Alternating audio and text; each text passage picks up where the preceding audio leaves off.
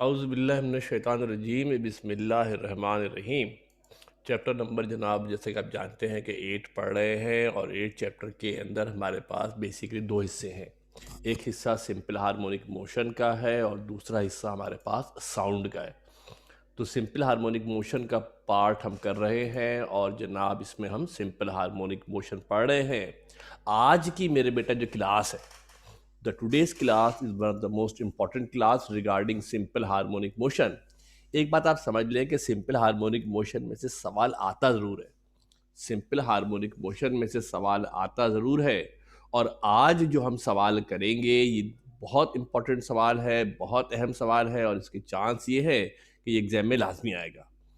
इसको बहुत ध्यान से, बहुत तवज्जो से कीजिएगा। थोड़ा सा हो सकता है आपको तकलीफ दे लगे, थोड़ा सा हो सकता है आपको तकलीफ दे लगे, थोड़ा सा हो सकता है आपको मुश्किल लगे, मगर बहरहाल ये सवाल आपने करना है, लाजमी ज़रूर करना है सवाल आपने ये, ठीक है जनाब। और इसको ध्यान से करना है चूँकि वीडियो आपके पास अवेलेबल होगी इंशाल्लाह करीब सून।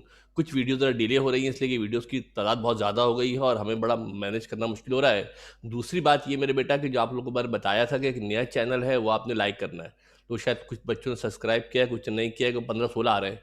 हमारे हिसाब से 26-27 आने चाहिए, ठीक है जनाब। तो ज़रा उसको लाजमी लाइक कर लें। अब लिंक नहीं देंगे, आप डायरेक्टली जाके देख लें, वो ज़रा आसान चैनल है, उसके अंदर प्लेलिस्ट भी सिंपल सी बनी हुई है, उसमें आपको वीडियो ढूंढना आसान होगा। जो पिछला आपका चैनल हमारा था उसमें चूँकि बहुत सारी वीडियोस हो गई हैं तो आप लोगों को प्रॉब्लम हो रही थी ढूंढने में, इसलिए हमने क्लास वाइज चैनल अलग अलग कर दिए हैं।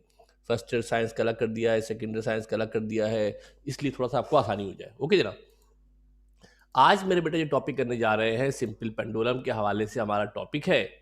और इससे पहले कि इस टॉपिक को हम डिस्कस करें, एक छोटी सी चीज़ आप देख लीजिएगा। हमने आपको बताया था, पहले भी किया हुआ है, कि कुछ जनरल इक्वेशन होती हैं सिंपल हार्मोनिक मोशन के हवाले से।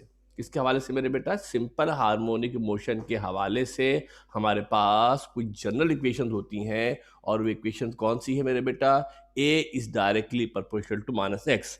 बताया था आपको, समझाया भी था, इस्तेमाल भी किया था कि whenever wherever you have to prove that the motion of a body is simple harmonic motion. जब आपको साबित करना हो कि किसी बॉडी की मोशन सिंपल हार्मोनिक मोशन होती है तो उसके लिए हम बॉडी का एक्सेलरेशन मालूम करते हैं। जब भी, कभी भी, कहीं भी, किसी भी मरहले पर किसी बॉडी की मोशन को अगर सिंपल हार्मोनिक साबित करना हो तो हम उसके लिए उसका एक्सेलरेशन मालूम करते हैं। और अगर वो acceleration A is directly proportional to minus X, अगर वो एक्सेलरेशन माइनस एक्स के डायरेक्टली प्रोपोर्शनल आ जाता है तो इसका मतलब होता है कि वो सिंपल हार्मोनिक मोशन है। जब भी किसी बॉडी की मोशन को सिंपल हार्मोनिक साबित करना पड़ेगा तो उसके लिए एक्सेलरेशन निकालेंगे। फिर आपको ये भी कहा था कि general acceleration minus A is equal to omega square X होती है, जबकि ओमेगा से मुराद क्या होती है? एंगुलर वेलोसिटी होती है।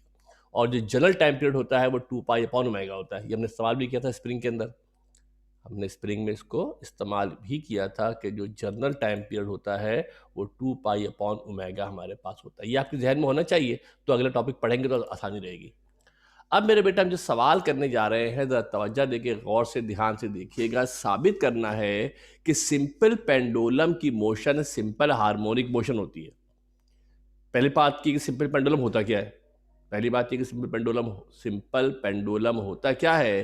फिर आपने प्रूफ करना है, वेरीफाई करना है कि सिंपल पेंडुलम की मोशन सिंपल हार्मोनिक मोशन होती है। और कैसे प्रूफ करोगे सिंपल हार्मोनिक मोशन होती है? उसका एक्सीलरेशन मालूम करेंगे। क्या मालूम करेंगे? उसका एक्सीलरेशन मालूम करेंगे। और अगर वो acceleration A is directly proportional to minus x आ जाए, अगर वो acceleration A is directly proportional to क्या आ जाए? माइनस एक्स आ जाए, तो इसका मतलब है कि उसकी मोशन कैसी होगी? उसकी मोशन सिंपल हार्मोनिक मोशन होगी। फिर उसका टाइम पीरियड निकालेंगे जिस तरह हमने स्प्रिंग के अंदर निकाला था। तवज्जो से फोकस करके। दूसरा, मैंने ये नोट डाउन की एक बात, कल हमारे कुछ बच्चे सेंटर में आए हुए थे फिजिकली क्लास के लिए, तो क्लास ऑनलाइन थी, साथ मेरे बैठे हुए थे और स्क्रीन पे देख भी रहे थे। कुछ बच्चों की जो नज़रें जो है ना वो स्क्रीन पे नहीं होती, आगे पीछे दाएं बाएं देख रहे होते हैं। कुछ तो माशाल्लाह सर रख के सो भी रहे होते हैं, कुछ कंबल के अंदर लेटे हुए होंगे, माशाल्लाह सर्दी बहुत हो रही है। तो मेरे बेटा पूरी पढ़ाई के दौरान आपकी तवज्जो, आपका फोकस आपका स्क्रीन पर होना चाहिए। एक भी लम्हे के लिए अगर आपकी तवज्जो स्क्रीन पे से हट जाएगी तो सारा मामला बिगड़ जाएगा। हालांकि मैं तो हत्तल इम्कान कोशिश करता हूँ चीज़ों को बार बार रिपीट करता हूँ कि ताकि अगर एक आध दफ़ा सवाल रह भी जाए तो दूसरी दफ़ा में आपके कान पे पड़ जाए। ये बार बार सुनाने का मकसद यही होता है। आपको लगता है कि सर एक ही बात 4-4 दफ़ा रिपीट करते हैं, तो एक ही बात 4-4 दफ़ा रिपीट करने का मेरे बेटा मकसद ये होता है कि आपको अगर खुदा ना खास्ता 1 टाइम मिस हो जाए, सेकंड टाइम नहीं तो थर्ड टाइम आप सुन ही लो उसको। मगर मेरे बेटा आप इतनी मेहनत से डायग्राम बनाते हैं, आपको अंदाज़ा है, अगर आपकी फ़ोकस तवज्जो स्क्रीन के ऊपर नहीं होगी तो मामला ख़राब हो जाएगा। Show that the motion of a simple pendulum is simple harmonic motion and calculates इस टाइम पीरियड। पहली बात कि सिंपल पेंडुलम होता क्या है? Simple pendulum consists of a solid mass particle suspended by a light, flexible and inextensible string. क्या होता है मेरे बेटा, अगर हम क्या करें किसी सॉलिड मास को, किसको, सॉलिड मास को, इसको बॉब भी कहते हैं, किसी धागे से बांधकर, धागा बहुत ही लाइट होना चाहिए, हल्का होना चाहिए, बहुत मोटा धागा नहीं होना चाहिए। दुपट्टे के अंदर जनाब जो है वो कुछ बांध के घुमाना शुरू कर दोगे तो फिर सिंपल हार्मोनिक मोशन नहीं बनेगी भाई। धागा बहुत ही बारीक होना चाहिए, पतला होना चाहिए, लाइट होना चाहिए, इनएक्सटेंसिबल, जिसके अंदर खिंचाव ना हो। रबर बैंड के अंदर ना बांध देना, रबर बैंड के अंदर ना बांध देना। धागा इनइलास्टिक हो, धागे के अंदर लचक भी नहीं होनी चाहिए, धागे के अंदर खिंचाव भी नहीं होना चाहिए, और धागे का वजन बहुत ही कम होना चाहिए, बहुत ही लाइट होना चाहिए। बात समझ में आ रही है? सॉलिड मास होगा, ऐसे धागे से लटकाया जाएगा जो बहुत ज़्यादा मोटा नहीं होना चाहिए, जिसका बहुत ज़्यादा वजन नहीं होना चाहिए, और उसके अंदर लचक भी ना हो, खिंचाव भी ना हो। ऐसे सिस्टम का नाम होता है सिंपल पेंडुलम। ये हमारे पास मेरे बेटा एक सॉलिड मास है, एक धागे से हमने इसको अटैच किया है। डायग्राम अगर आपको सामने नज़र आ रही हो तो हम आपके सामने डायग्राम बना भी देते हैं, तवज्जो दे के देख ले। एक धागा है, ये धागा बहुत ही बारीक होना चाहिए, एक सपोर्ट से ऊपर लटकाया हुआ है, उसके साथ हमने एक सॉलिड मास को अटैच कर दिया।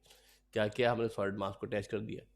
ऐसे सिस्टम का नाम होता है सिंपल पेंडुलम। क्या नाम होता है इसका? सिंपल पेंडुलम इसका नाम होता है। अब प्रूफ ये करना है कि सिंपल पेंडुलम की मोशन सिंपल हार्मोनिक होती है। क्या प्रूफ करना है मेरे बेटा? सवाल हमारा ये है कि प्रूफ करना है हमने कि सिंपल पेंडुलम की जो मोशन होती है वो सिंपल हार्मोनिक मोशन होती है। और प्रूफ कैसे होता है? प्रूफ करने के लिए हम इसका एक्सेलरेशन मालूम करेंगे। सिंपल हार्मोनिक मोशन को प्रूफ करने के लिए, सिंपल हार्मोनिक मोशन को प्रूफ करने के लिए हम बॉडी का एक्सेलरेशन मालूम करते हैं। क्या करते हैं? बॉडी के एक्सेलरेशन मालूम करते हैं। अगर वो acceleration directly proportional to -x आ गया तो सिंपल हार्मोनिक है, नहीं आया तो नहीं है।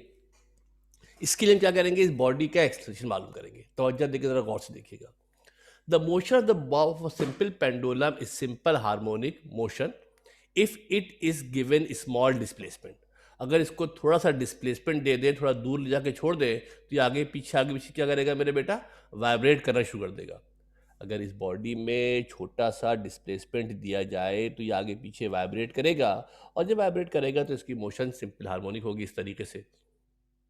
अगर इसको थोड़ा सा डिस्प्लेसमेंट देंगे तो क्या होगा मेरे बेटा? ये आगे पीछे इस तरीके से मूव करना शुरू कर देगा, आगे पीछे मूव करना शुरू कर देगा। तो इसके मतलब क्या हो जाएगा कि इसकी जो मोशन हो जाएगी वो क्या हो जाएगी मेरे बच्चा? सिंपल हार्मोनिक मोशन हो जाएगी। पक्की बात है ना भाई? ऐसी होगा ना भाई? ये हमने वेरीफाई करना है। कंसीडर करते हैं सिंपल पेंडुलम। एक सिंपल पेंडुलम हमने लिया है having a Bob of mass m। एक बॉब है जिसका मास कितना है? m मेरे बेटा उसका मास है। अगर डिस्टर्ब कर रहा है, आपको नज़र सही से नहीं आ रहा है, तो हम इसको थोड़ा सा देर देर के लिए छुपा देते हैं मेरे बेटा। चलो ये गायब हो गया। कंसीडर अ सिंपल पेंडुलम, हमने ये फिर आ रहा ना, कोई ऐसा ना करो भाई, गायब हो जाओ, गायब हो जाओ, गायब हो गया भाई। Consider a simple pendulum having a Bob of mass m। एक बॉब है जिसका मास कितना है? m है। ये बॉब लगा हुआ है, इस बॉब का मास कितना है मेरे बेटा? नजर आपको आ रहा होगा। इस बॉब का जो मास है वो m हमारे पास मास है, and length of pendulum is l। जो पेंडुलम की लेंथ है, ऊपर से लेकर नीचे तक का मेरे बेटा जो फासला होता है, इसको लेंथ कहते हैं। जो डिस्टेंस है यहाँ से लेकर यहाँ तक, इसको लेंथ कहते हैं। इसकी जो लेंथ है मेरे बेटा वो किसके बराबर है? इसकी जो लेंथ हमारे पास है वो लेंथ बराबर है l के। किसके बराबर है बेटा? l के बराबर इसकी लेंथ है। Let the mass of the string of the pendulum is negligible. First करते हैं पेंडुलम का मास निग्लिजिबल है। पेंडुलम का मास क्या है? निग्लिजिबल है, ना होने के बराबर है। When the pendulum is given is at rest. Pendulum कहाँ है मेरे बेटा? रेस्ट में, एट पोजीशन ओ ए। इस पे जब नाम है लिख देते हैं मेरे बेटा यहाँ पर। फर्स्ट करते हैं, आगे दोबारा आ भी जाएगा ये। फर्स्ट करते हैं पोजीशन ए पर हमारे पास ये मौजूद है, ये पॉइंट इसका ए है, और ये रेस्ट में। किस हालत में बेटा? ये रेस्ट में है। The only forces acting on it, इस पर जो फोर्सेज अमल करेंगी वो कौन होंगी? एक तो इसका वेट होगा W, इस पर जो फोर्सेस अमल करेंगी मेरे बेटा, एक तो इसका वेट होगा W और दूसरा होगा tension T। When displaced from mean position to another new position से भी it is released, it vibrates to and fro। अगर हम क्या करें मेरे बेटा, इसको कोने पर ले जाकर रिलीज करेंगे तो रिलीज करने पे क्या होगा बेटा? ये टू एंड फ्रो आगे पीछे मूव करेगा।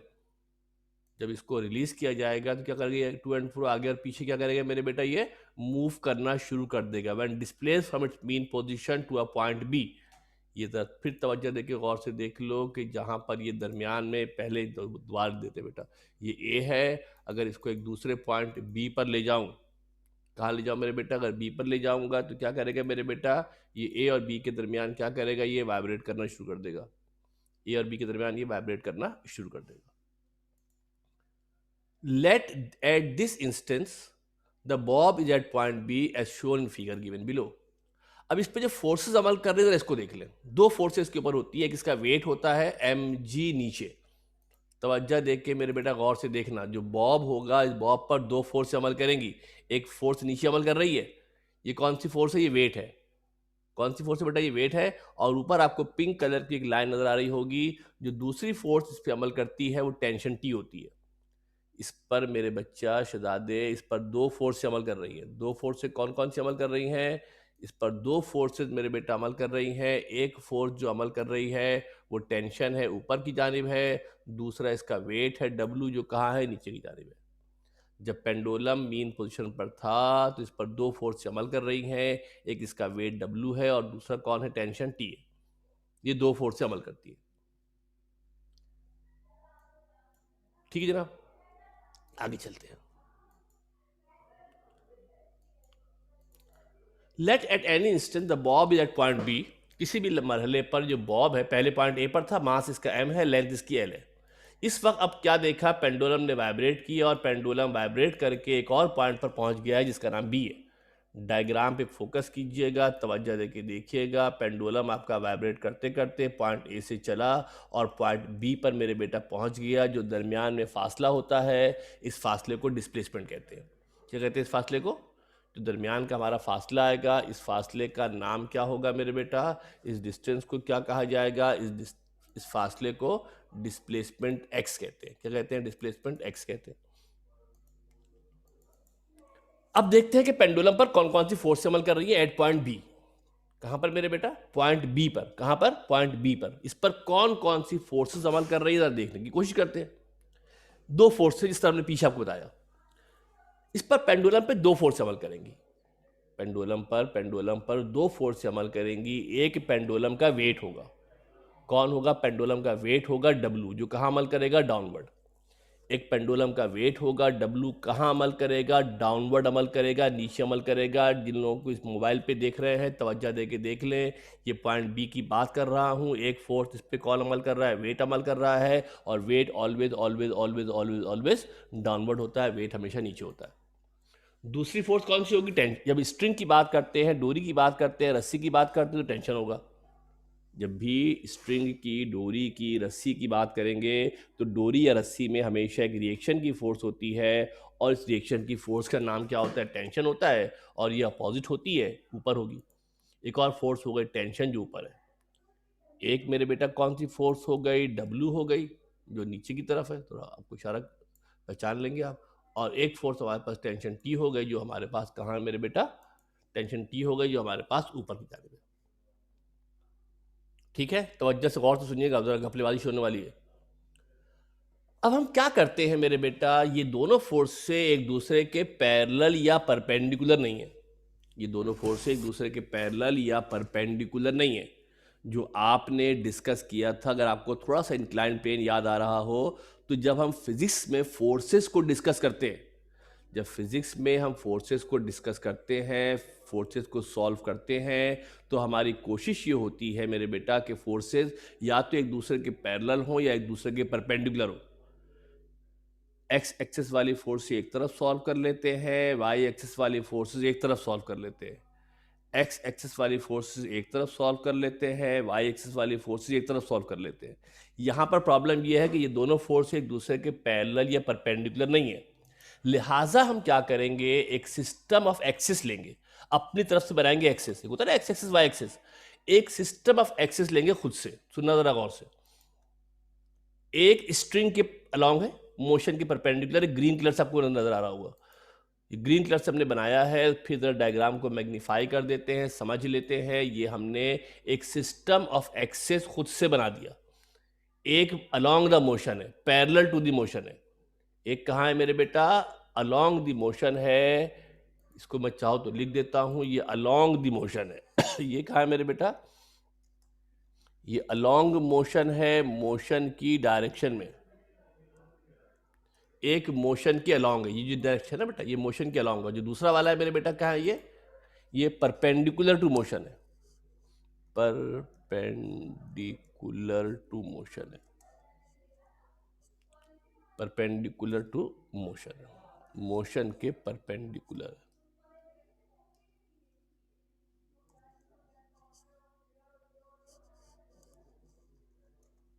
Perpendicular to motion. ये दो एक्सिस मैंने खुद से बना दिए इस तरीके से कि ये दोनों एक्सिस एक दूसरे के परपेंडिकुलर है, एक एक्सिस के पैरेलल है, एक एक्सिस के परपेंडिकुलर है। अब देखते ये है कि जो टी है वो तो एक्सिस पर है, जो टी है, गौर से सुनना बेटा गौर से, जो टी हमारे पास है, ये टी तो हमारा एक्सिस पर लाई करता है, परपेंडिकुलर है। मगर जो डब्लू है ना, कौन है, जो डब्लू हमारे पास है, ये डब्लू एंगल बनाता है किसके साथ, जो डब्लू हमारे पास है वो एंगल बना लेता है किसके साथ, एक्सिस के साथ। या जो एंगल यहाँ बनता है वही एंगल यहाँ बनता है, ट्रिग्नोमेट्री के रूल से। जो एंगल यहाँ बनता है थीटा, अगर मैं एंगल कह दूँ, जो एंगल थीटा यहाँ बनता है वही एंगल थीटा हमारे पास यहाँ बनता है, दोनों जगह एंगल सेम होते हैं। थीटा हमारे पास एंगल बनता है, थीटा हमारे पास मेरे बेटा अगर एंगल बन जाए, देख लेना बेटा गौर से, थीटा बना देते हैं, थीटा भी 420 से बनाएंगे, देखना। थीटा हमारे पास मेरे बेटा अगर एंगल बन जाता है, इस एंगल को थीटा कहते हैं, ऐसे कहते हैं थीटा बेटा, ये थीटा एंगल बनेगा। जो एंगल थीटा यहां बनता है वो एंगल थीटा यहां बनता है। Consider a system of axes parallel along the motion of string, the weight of the bob can be resolved into two components। जो बॉब का वेट है ना, इस बॉब के वेट को हम क्या कर सकते हैं, दो कंपोनेंट्स के अंदर रिजॉल्व कर सकते हैं। सुनना गौर से, तवज्जो दे कि सारा खेल यहाँ पर है, सारी परेशानी मुसीबतें यहाँ खड़ी होंगी, समझना ध्यान से। अगर इंक्लाइंड प्लेन पढ़ा हुआ है, थोड़ा सा जहन में है तो बहुत आसान हो जाएगा। The weight of the body can resolve into two component, दो कंपोनेंट बनेंगे। यहाँ अगर डायग्राम के ऊपर आ जाना बेटा, एक कंपोनेंट परपेंडिकुलर ड्रॉ करते हैं ना कंपोनेंट बनाने के लिए, कंपोनेंट बनाने के लिए मेरे बेटा यहाँ गौर से देखना, कंपोनेंट बनाने के लिए हम क्या करते हैं, एक परपेंडिकुलर ड्रॉ कर देते हैं। ये एंगल के सामने है, जो एंगल के सामने होता है उसमें साइन थीटा आता है, याद है ना। जो एंगल के सामने होता है उसमें क्या आता है मेरे बेटा, साइन थीटा हमारे पास आता है। अगर ये एंगल हमारे पास थीटा है, समझ लो मेरे बेटा, ये एंगल अगर हमारे पास क्या है, थीटा, अगर हमारे पास ये एंगल है, जो एंगल यहाँ बन रहा है, अगर ये एंगल हमारे पास क्या है, थीटा हमारे पास मेरे बेटा अगर एंगल है, ये हमने थीटा बना दिया, थीटा हमारे पास अगर एंगल है तो थीटा के सामने वाले कंपोनेंट में साइन आता है, याद है ना, एंगल बताया था आपको, एंगल के सामने वाले कंपोनेंट में साइन थीटा आता है। एक कंपोनेंट बनेगा डब्ल्यू साइन थीटा, जो मोशन के पैरेलल है, parallel to motion, perpendicular to string. Motion के पैरेलल है, जो जिस तरफ मोशन हो रही है उसी तरफ है, और स्ट्रिंग, जो स्ट्रिंग है उसके परपेंडिकुलर है, स्ट्रिंग के परपेंडिकुलर है। थीटा यहाँ पर बनाऊँ, थीटा यहाँ पर बनाऊँ, बात एक ही है। फिर डायग्राम को मैग्नीफाई कर रहा हूँ, समझ लेना गौर से। ये डब्ल्यू साइन थीटा जो पिंक कलर से बनाया है, जो W sine theta pink colour से बनाया है, यहाँ बना दूँ, यहाँ बना दूँ, एक ही बात है। स्ट्रिंग के परपेंडिकुलर है, स्ट्रिंग के साथ 90 डिग्री है, मगर मोशन की डायरेक्शन में। कहाँ है मेरे बेटा, मोशन की डायरेक्शन में, मोशन भी नीचे की तरफ होगी। दूसरा जो कंपोनेंट बनेगा मेरे बेटा, गौर से देखना, डायग्राम के ऊपर आ जाना, जो दूसरा कंपोनेंट बनेगा वो परपेंडिकुलर ड्रॉ करेंगे। ये किसके बराबर होगा, जो ब्लू से लिखा है बेटा, जो दूसरा कंपोनेंट है ये डब्ल्यू कॉस थीटा होगा। जो दूसरा कंपोनेंट है ये डब्ल्यू कॉस थीटा होगा, और ये अलोंग द स्ट्रिंग होगा। क्या होगा, अलोंग द स्ट्रिंग होगा। यानी ये फोर्स हो गई तीन, एक टेंशन हो गया, एक डब्लू कॉस थीटा हो गया और एक डब्लू साइन थीटा हो गया। एक डायग्राम में आपकी तवज्जो के लिए दोबारा बना देता हूँ, समझने की कोशिश करना। अगर बात समझ जाओ तो मज़ा आ जाएगा। सिर्फ समझाने के लिए डायग्राम बना रहा हूँ, ये अलग से समझ देना बेटा। सूरत हाल ये है मेरे बेटा,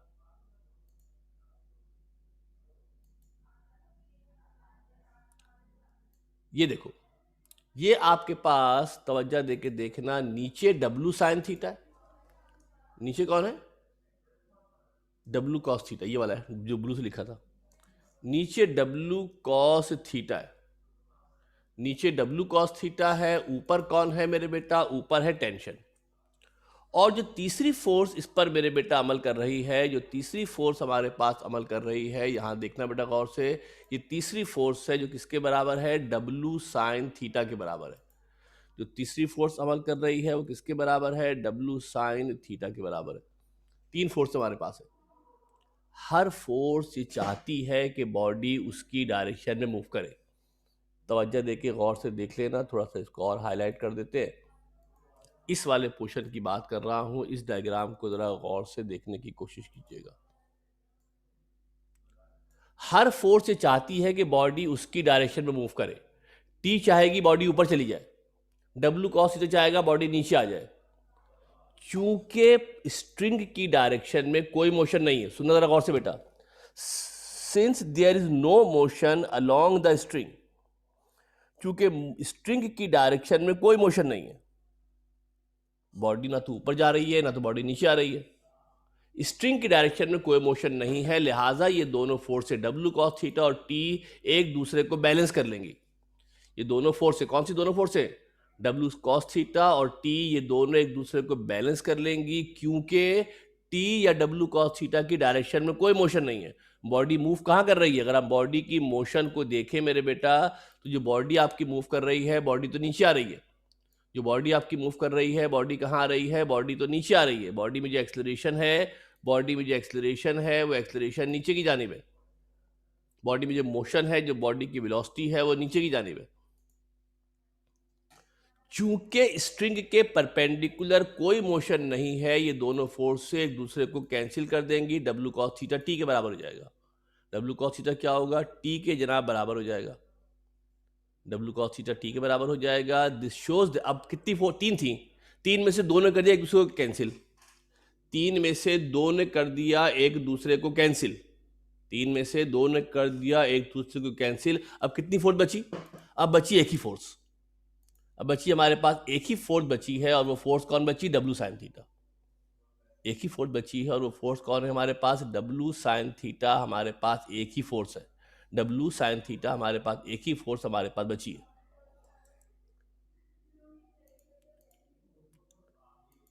चले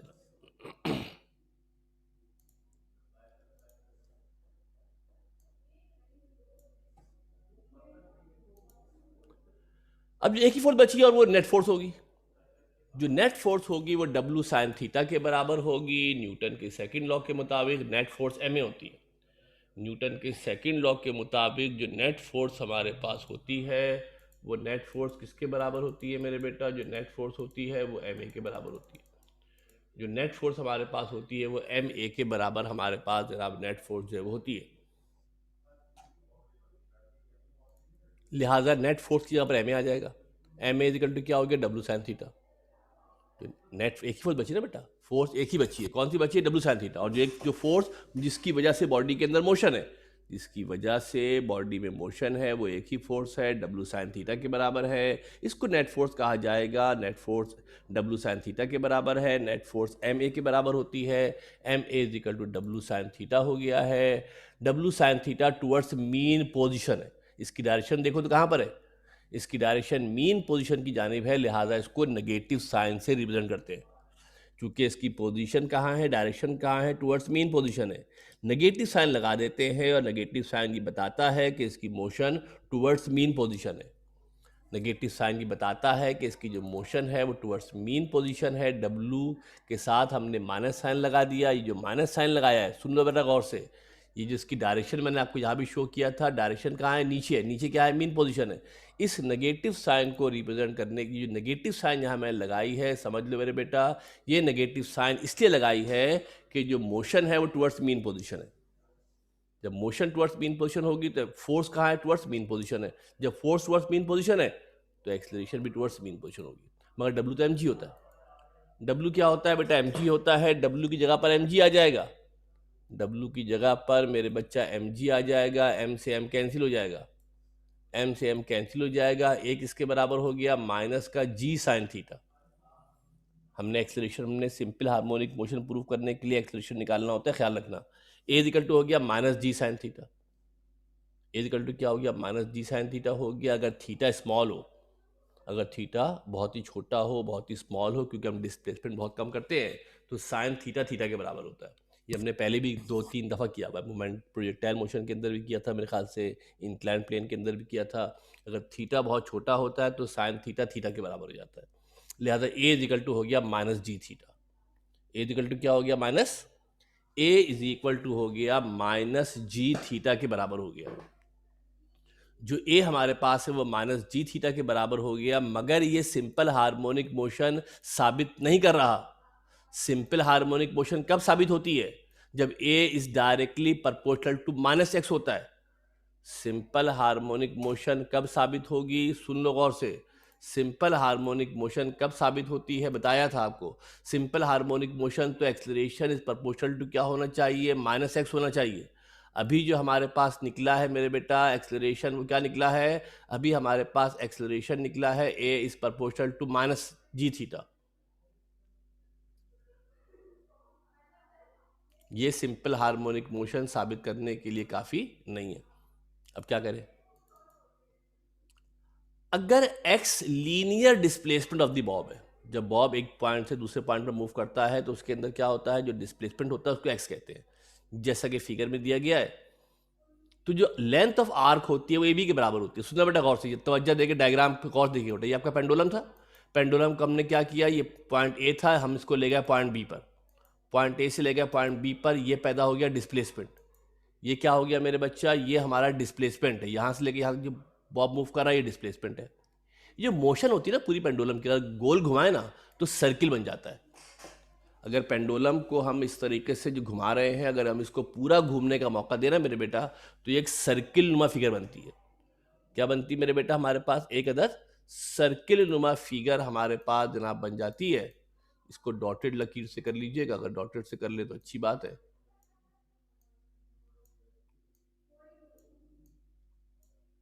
चलो बहुत ज़्यादा हो जाएगा। ये हमने डॉटेड कर दिया लकीर समझाने के लिए आपको, सी इमेजनरी लकीर है ये।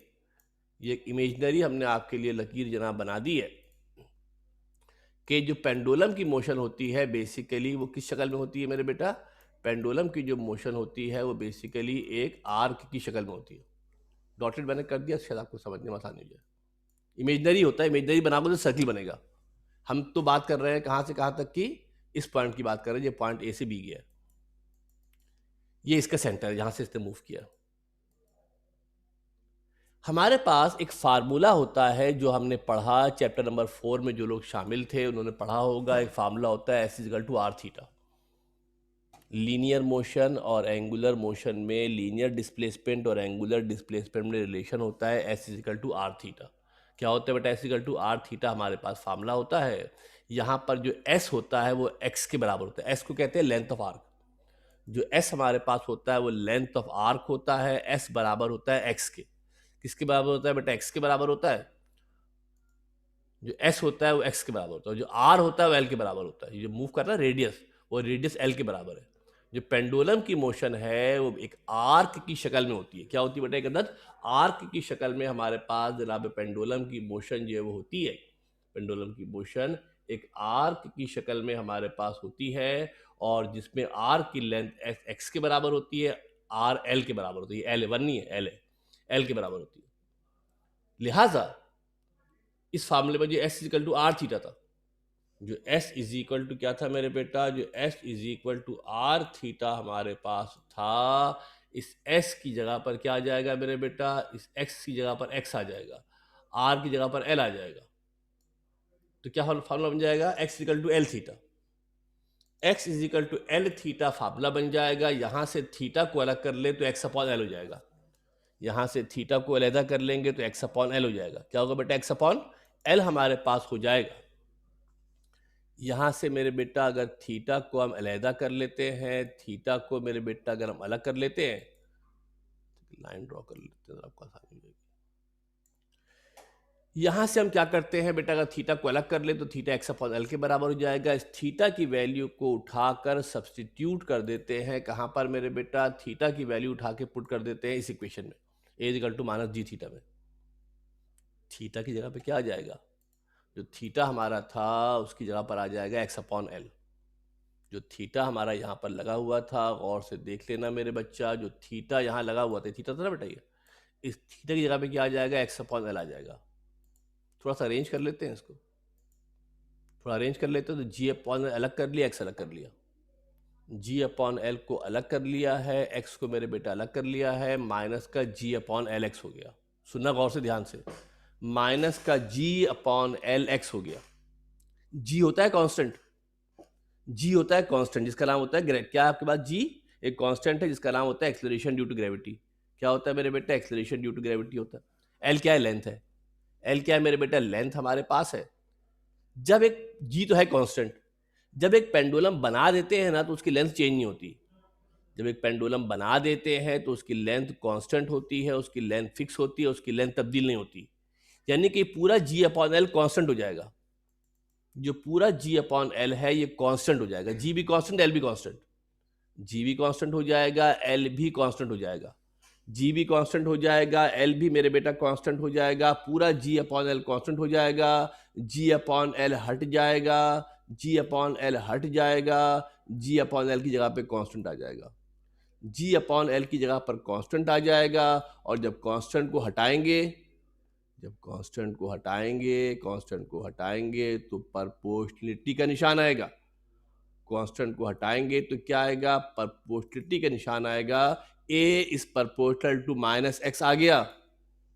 क्या आ गया, a is proportional to minus x आ गया है। जब a is proportional to minus x आ गया है, इसके मतलब कैसी मोशन होगी, ये इक्वेशन किसकी होती है, ये इक्वेशन सिंपल हार्मोनिक मोशन का एक्सेलरेशन होता है।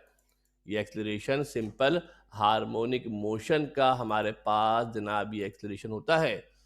तवज्जो देखिए, अगर आप गौर से ध्यान से अगर देख लें तो फर्क लाइन ड्रॉ कर देते हैं, पहचान लें आप। This relation indicate that acceleration of pendulum is directly proportional to displacement and is towards mean position. ये जो फार्मूला है, a is proportional to minus x, ये सिंपल हार्मोनिक मोशन का फार्मूला है। And is directly proportional to minus x, लिहाजा हम कह सकते हैं क्या, कि पेंडुलम की मोशन सिंपल हार्मोनिक मोशन होती है।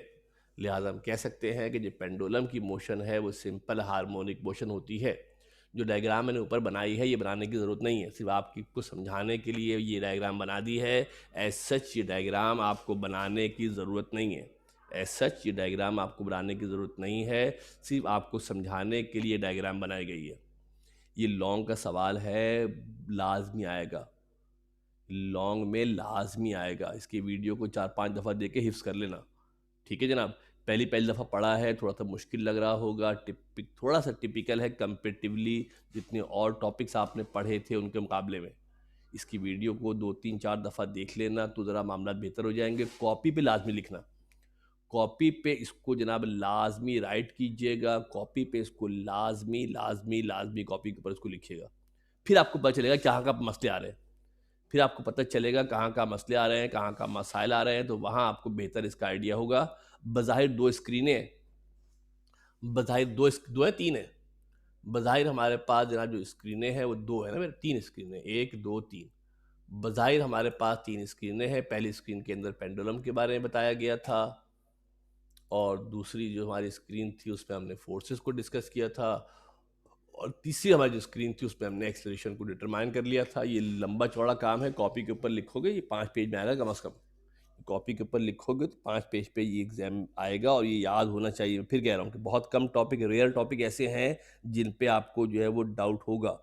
ये काफ़ी इंपॉर्टेंट टॉपिक है। आप ये समझ लो कि एक कौन सा एस्ट्रोनॉमिकल टेलीस्कोप वो एग्जाम में आएगा जो मैंने पहले बताया हुआ आपको, याद है ना भाई?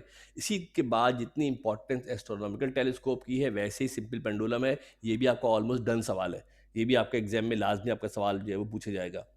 इंक्लाइन प्लेन है, टेंशन का पहला केस है, ये हो गए 4 सवाल। इन 4 सवाल में से 3 सवाल तो आ ही जाएंगे एग्जाम के अंदर, करने 4 है। बाकी एक सेंट्रीपिटल एक्सेलरेशन, एक सेंटीमीटर, ये लॉन्ग के सवाल आते हैं। अगर आप गौर से देखो ना तो लॉन्ग के कोई बहुत ज़्यादा सवालात आपके सामने जमा नहीं हुए हैं।